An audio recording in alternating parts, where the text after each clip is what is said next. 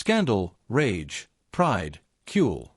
What's happening around the 2025 Ballon d'Or is one of the dirtiest and most revealing stories of how football operates when glory bypasses La Castellana and lands at Camp Nou. Let's be clear, Real Madrid cannot stand, cannot stomach, cannot digest even for a second the idea that an 18-year-old boy, trained at La Masia, idolized by Barça fans, and respected worldwide like Lamine Yamal, is on the verge of becoming the new king of global football. If you're an unconditional fan of FC Barcelona, subscribe immediately and join the Cule family that celebrates the triumphs of our own. And tell me in the comments, do you think Lamine Yamal is destined to mark an era even greater than Messi's? The 2025 Ballon d'Or bears a name engraved in fire, and that name is Lamine Yamal. The season he had with Barça was outrageous. 18 goals, 25 assists, and brutal dominance in the big matches. And the most epic part is that, at the start of the current 2025-26 season, he continues to be decisive, continues to break down defenses, continues to clearly show that a teenager proving to giants what it means to be decisive was no fluke. A Cule who restores hope that Catalonia and Barça have found their own Messi. And what's happening? In Chamartin, rage is boiling over, envy and frustration are seeping through every pore. They're trying to hide their powerlessness with worn-out headlines, but there's no way to stop what's inevitable. Lamine is already at the top and will stay there for many years. The Ballon d'Or doesn't just belong to him. It's the beginning of a Cule era, and it hurts so much, it stings so badly that Real Madrid has directly ordered a boycott of the award ceremony. Neither Mbappé, nor Bellingham, nor Vinicius will be in Paris on September 22nd. It's ridiculous. It's the perfect image of a club that can't stand applauding when Barça reigns. They're stepping off the stage because they know they'll be secondary in a Blaugrana-tinted celebration, that everyone will be talking about Yamal, PEDRI, Rafinha. And there's no worse punishment for Madrid than seeing the red carpet conquered by our colors. Let's be clear, Madrid isn't against France football, it's not against the alleged refereeing injustice of the trophy, it's against Lamine'S. It hurts them that a boy they scorned, who was never part of their Galactico project, is today the symbol of a new generation. It wounds them that a Cule who plays with audacity, with footballing purity, dazzles all of Europe while they depend on the whims of marketing. And here's what's explosive. The merengue dressing room is shaken. There's internal anger because they know none of them has a real chance. Not Mbappé in his first year in white, not Bellingham, not Vinicius. No matter how much marketing they do. The pure reality is that the Ballon d'Or now bears one name. Cule. All that's left for Madrid is a nervous breakdown. The sneaky campaign to delegitimize Yamal by saying he's overrated, lacks experience, is overvalued. Enough. These are excuses from sore losers. The cold reality is that Yamal has already scored more goals and provided more assists in one decisive year than several of their stars combined, and he's only 18. The scenario is historic, coolers. We're witnessing the beginning of a dynasty. Madrid's fear reveals what awaits us, a decade led by a La Masia boy, and we're facing a moment that can be recalled on the level of when Messi won his first Ballon d'Or. So let's say it loud. Real Madrid's boycott is nothing more than an act of early surrender. They know they have no place and it's destroying them from within. Football was used to the Ballon d'Or being the business of veterans, established names, players with a decade of experience. That's why what Lamine Yamal is doing is a pure revolution. At 18, lifting a Barça that was barely catching its breath after the Messi era, he has established himself as the undisputed jewel of football. His 2024-25 season was something that will remain tattooed in memory. It wasn't just the 18 goals and 25 assists in 55 matches, but the way he achieved them. The big matches were his showcase in the Champions League, in the Clásicos, in the league's key games. Yamal was there, decisive. He wasn't the typical youngster shining against weaker rivals. He was the differential talent resolving eliminations. His impact directly transformed the Cule narrative. We were no longer a team in reconstruction. We were a legitimate contender for the throne. And from the first minute, the international press designated him as the natural successor. He was called Messi's heir. He was compared to Mbappé, to Neymar. But what no one expected was that in a few months, he wouldn't just compete in the same showcase but would become the absolute favorite for the Ballon d'Or. And that changed the rules of the game. The vanguard that was in white became Blaugrana tinted, because while Madrid recruited Galacticos at astronomical prices, Barça responded with a homegrown boy, without paying exorbitant sums, who shook the world and sealed Florentino's campaigns. Lamine tore apart the hierarchies. He proved that you don't need to be 25 to dominate football. He proved that the codes of the game change with geniuses, and the resistance he provokes in Madrid is directly proportional to what he has achieved. The global narrative is turning back to Camp Nou. For Kules, seeing him at the Ballon d'Or ceremony is confirmation that our faith in La Masia was never dead, that once again, a boy born with Blaugrana blood is making the whole world speak our language. Meanwhile, in Chamartin, they tremble because they know this isn't an isolated spark. It's the beginning of a storm that will ravage an entire decade. Real Madrid is not attending the 2025 Ballon d'Or. What does that really mean? That Florentino Perez and his club cannot bear to see the truth live. Barça dominates the scene, and they would only be extras in the Blaugrana film. The boycott isn't a dignified protest, it's the tantrum of someone who wasn't invited to play the leading role. Last year, there were already tensions because in the white dressing room, they were convinced Vinicius would be rewarded, and ultimately, the trophy slipped away. That left them with a huge wound. Now, seeing Lamine and Barça taking center stage at the gala, they've decided to withdraw to avoid feeling the humiliation. The official excuse might be distancing from the organizers, lack of transparency, or respect for the players.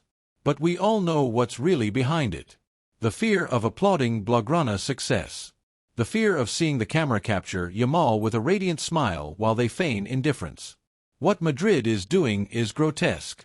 They have 3 stars on their list: Mbappé, Vinicius, and Bellingham. None of them are shaping up as winners. They're there to make up the numbers.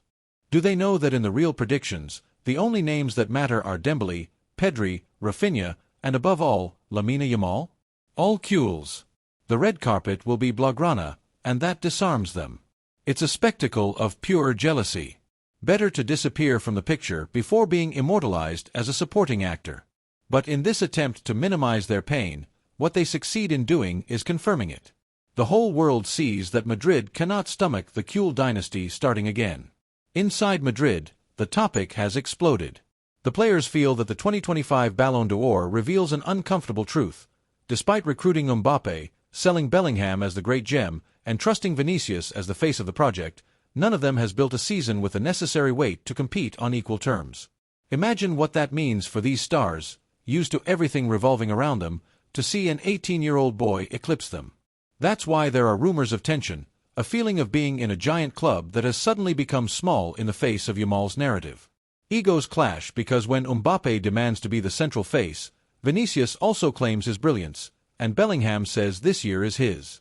The reality is that none of them stands out like the Kules eruption, and that breaks the balance.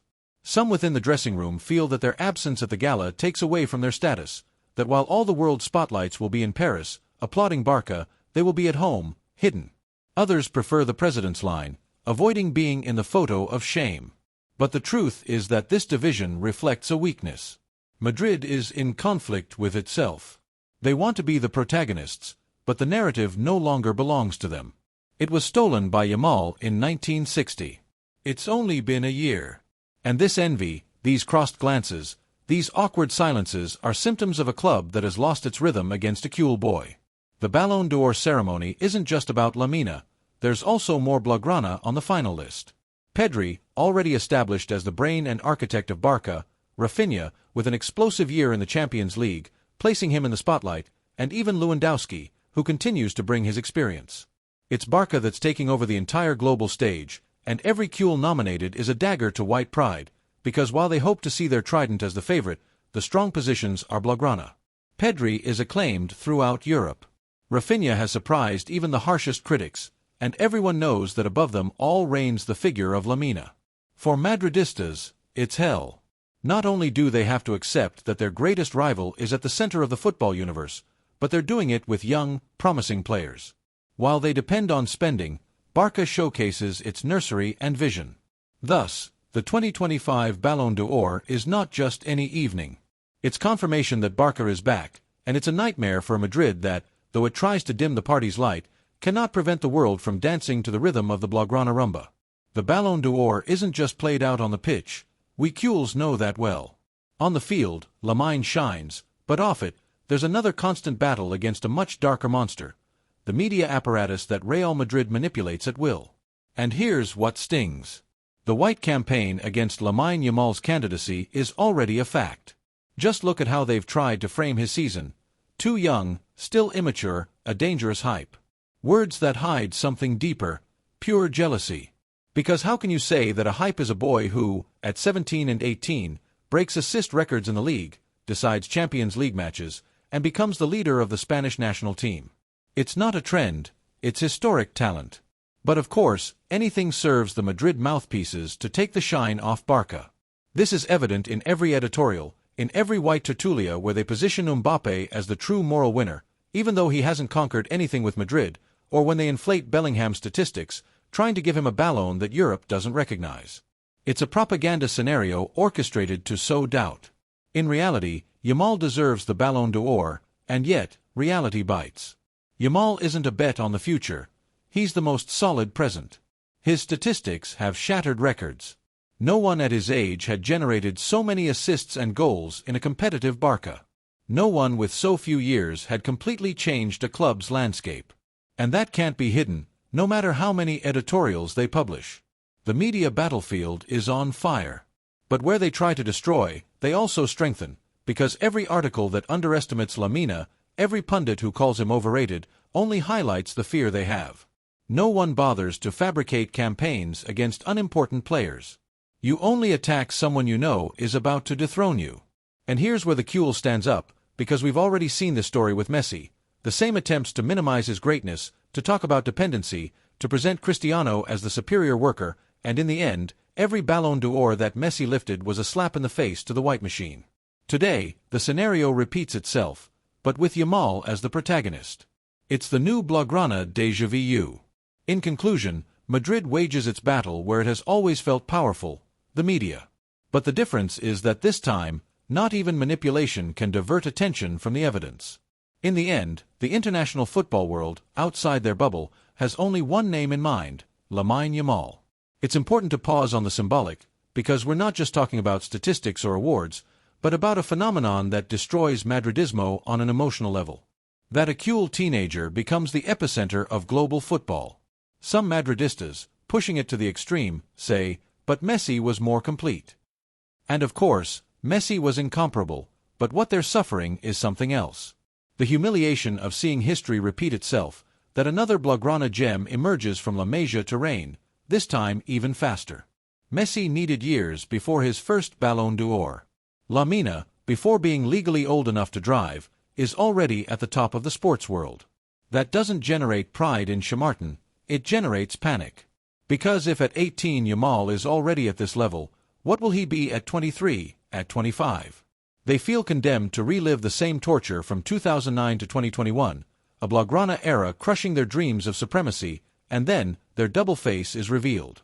On the outside, they praise Yamal as the face of the future, but behind the doors of Valdebebas, the dressing room is boiling.